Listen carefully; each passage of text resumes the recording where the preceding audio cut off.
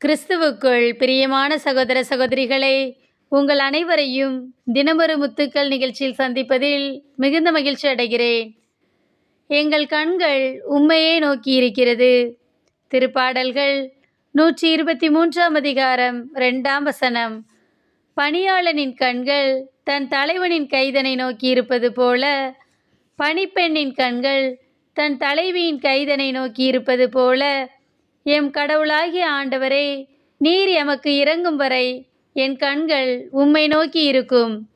பிரியமானவர்களே, ஒரு பணியாளனின் கண்கள் தன் தலைவனின் கைதனை நோக்கி இருக்கும். ஒரு பணிப்பெண்ணின் கண்கள் தன் தலைவியின் கைதனை நோக்கி இருக்கும்.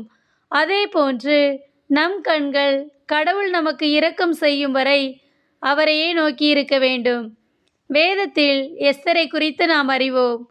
யூத இனங்களை அழிக்கும்படியாக போடப்பட்ட திட்டத்திற்கு விரோதமாக 3 நாள் உண்ணாமல் நோன்பிருந்து ஜெபிக்கிறாள். பின் அரசனிடம் செல்கிறாள். அவளுக்கு அரசனின் கண்களில் தயை கிடைத்தது. எனவே ஜனங்களை அழிவிலிருந்து மீட்டாள். அதே போன்று யோசபாத்திற்கு எதிராக வந்த படைகளை கண்டு அஞ்சி யோசபாத் இறைவனிடம், இப்படைகளை எதிர்க்க எங்களுக்கு பலன் இல்லை, எங்கள் கண்கள் உம்மையே நோக்கி கொண்டிருக்கிறது என்றார். ஆம், இறைவன் யோசபாத்தை எதிர்த்து வந்த படைகள் தங்களுக்குள்ளாகவே வெட்டுண்டு மடியச் செய்தார். அன்பானவர்களே, யோசபாத்திற்கும் இறைவனின் பார்வையில் தயை கிடைத்தது.